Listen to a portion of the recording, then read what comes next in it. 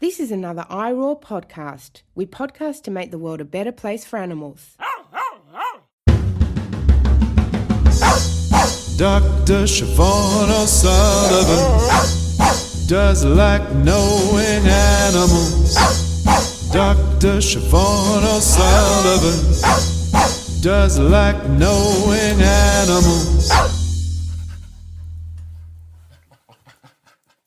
Hey people, welcome to Knowing Animals. My name's Siobhan O'Sullivan and I do like knowing animals. This episode of Knowing Animals is from our Protecting Animals series where we talk to animal advocates past and present about the work they do for animals. Now, before we get into the good stuff, I have to let you know that this episode of Knowing Animals is brought to you by ASA. ASA is the Australasian Animal Studies Association. Regular listeners to the program will have been hearing a whole lot of interviews that I conducted in New Zealand at the ASA Decolonising Animals Conference. So you know that ASA is a great organisation. It does a lot of good work to advance animal studies. So if you're not a member of ASA, think about joining ASA, the Australasian Animal Studies Association.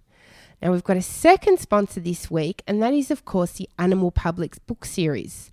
Animal Publics is part of the University of Sydney Press.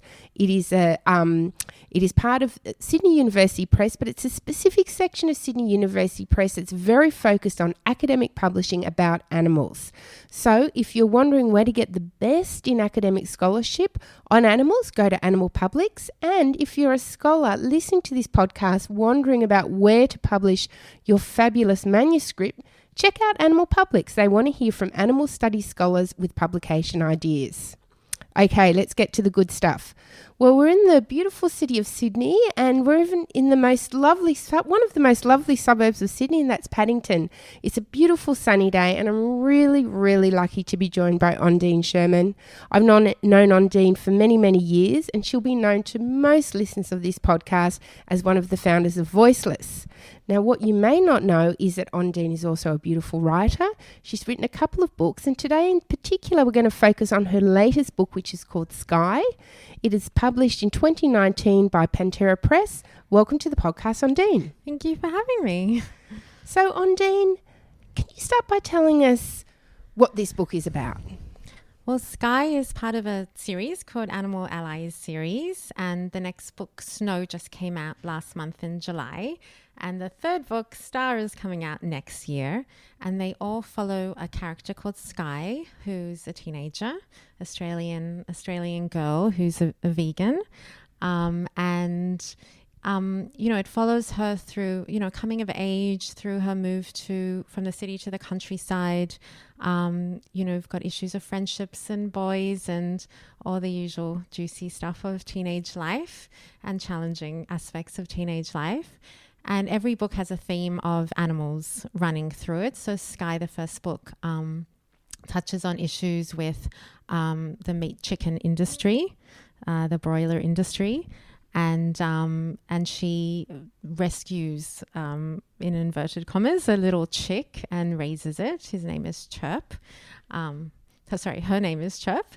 And it's a kind of like her finding her voice in a small country town, and standing up for what she believes in, but also, acknowledging that, young people, if you love animals and are passionate about animals, it can feel sometimes hard and isolating, especially being a young vegan. So all those issues are touched on in the book. Wonderful. So I read the book and I really enjoyed it. And one of the things that struck me immediately was how fabulously well you encompass that 15-year-old voice. Was that hard? Was that about channeling your own 15-year-old self, or was that about people around you? Or? Yeah, it was really fun, actually. I kind of, trawled back in my memories. I read some of my old diaries and, just kind of tapped back into my younger self, because I was very, active and passionate about animals, even as a young person. I also have a daughter who was close to that age. She's about to be 15. So I was using, her as inspiration as well. And just, I think, being a teenager, it's, there's universal themes that come through, finding our voice, finding a sense of belonging, searching for our identity, who we are. And it's really, interesting themes to explore, and I think relevant still as adults as we still grapple with some of the same issues. Absolutely. So you do that you've got a very clever kind of narrative tool in that as a young woman from the city is relocated to the country, and she's vegan. Why was it important for her to be vegan? There's not many characters who are vegan characters. I certainly struggle to think of any books that I've read with a vegan character. And I think it's important, for young people. I mean, the book isn't aimed at vegan teenagers. It's hopefully a whole wide variety of young people will be reading it. And I know a lot of people have read it who aren't vegetarian or vegan. And I think it's important to model what a young vegan looks like, and some of, the joys and the hardships of being vegan in a non-vegan world primarily. And so I felt that was an important part of her character. She actually transitions from vegetarianism to veganism as a kind of backstory. So I get to explore a little bit of the philosophy about why there's a difference between vegetarianism and vegan, and also about, free range and humane kind of foods versus, a vegan philosophy. So it kind of enabled me to touch on that, and also just give some nice modeling of what, delicious foods young vegans can have, but also some of the hardships. She struggles with the fact that she's vegan and actually, regresses at some point in the book because of peer pressure, which I think is a very natural and very common theme for young people especially, but also for adults, because sometimes things can be hard. It can be hard to keep a vegan lifestyle in certain circumstances. So, but then she comes back to it. So I feel like it gave me the opportunity to explore some of those issues too. Now, we both know that a great deal of suffering goes on inside factory farms. How did you navigate that domain of telling stories about the lives of animals that we can't see typically, but also writing a book for young people? How did you reconcile those things? Well, the way I approached it was, to allow the character herself to come to, to discover what she discovered. So she goes into a factory farm for chickens, and she gets the marketing kind of spiel from the owner of that farm, and it's all that kind of information that we all know is misleading at best about happy chickens and all that kind of thing, and she kind of goes behind the scenes and sees the reality. So I kind of follow her experience and try not to put a judgment in there, but allow the readers to go along the journey with her and come to their own thoughts about not what is right and wrong, but like some of the nuances of how we relate to animals and what cruelty constitutes, because, as we know, these farming practices are legal, and they're, seen as good practice, and they're seen as, standard practice. And most Australians don't really know anything about the meat chicken industry. I mean, a lot of people know about battery eggs and battery, cages, but meat chickens, because they're not in cages, they're kind of seen as being, in a quite good welfare situation. So I felt that was a really important issue to address, because chicken is one of the most, it's one of the foods that is increasing, not decreasing, and one of just the most day-to-day foods in the Australian diet, as well as many other cultures' diet. So I started off with this quite potentially a challenging issue, but I felt really needed to be explored. So, Ondine, you've done a lot of different things to help animals, not least of all establishing Voiceless. Why now turn to the narrative form? Why is writing a novel something that is appealing for you? It's a good question. I discovered my love of writing. I mean, I've always loved writing, but I wrote a memoir back in 2013, and I just really enjoyed the writing process. And I thought if I could interweave, still run Voiceless and have it, be as effective organization as possible, but kind of on the side, do something that I really enjoy doing in a creative space that still aligns with my passion of protecting animals. If I could pull that off, that would be awesome. And, it's thankfully I found a publisher and an audience for it. So I'm hoping it's just adding the creative part, which I realize is really important to me. So yeah, it was like just a personal passion choice, I guess. But now that we're turning the books into educational resources for schools, like Voiceless has gotten involved, and we've created whole kind of resource packs around sky and snow, as well as other books. So using the books really more for educating students about these animal issues and drawing out the animal issues and the ethical questions. So that feels very satisfying to kind of be merging the creative process with the advocacy, side. Wonderful. So what's your advice to people listening who care about animals, have something to say, and also feel that they have a novel in them? What would you advise them? To start writing. I think there's, I think there's a lot of opportunity to use the creative arts, be it writing or art or music, to be, inspiring conversations and, thoughts about this subject. We need, as a social justice movement, to be addressing the issue from every which angle, from science, from policy, from law, but also the arts, are extremely important.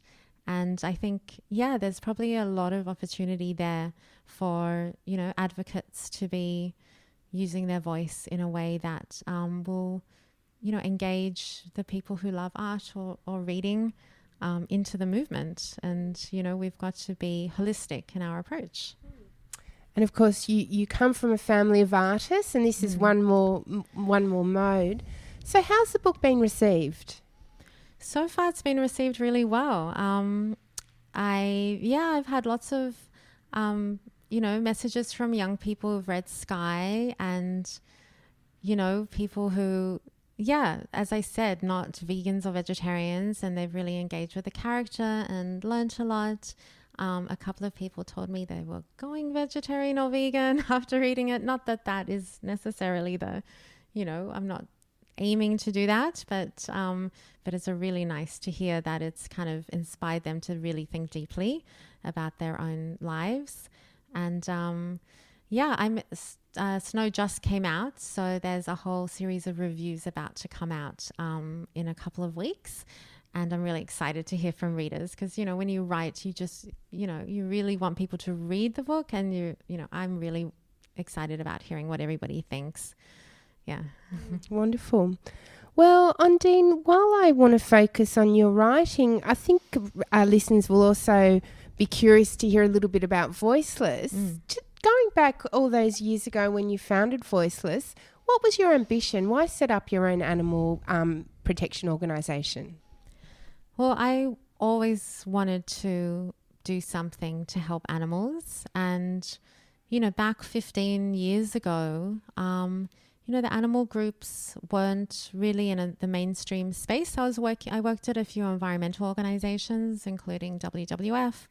And I kind of saw, with my father, we saw kind of like an opportunity to try and bring a more let's say mainstream, but more inclusive kind of voice into the movement and try and help the movement grow through, being a really professional organization, everything very slick and polished, and bringing in kind of influential people like, the Nobel laureate John Coetzee joined as a patron, and Michael Kirby, the ex-High Court judge, and, actors. And so we kind of was strategic about bringing people's voices in who weren't associated with, animal rights in the past. And I think that really helped to make it more acceptable to the public because it's hard to argue with an ex-High Court judge, for example, or High Court judge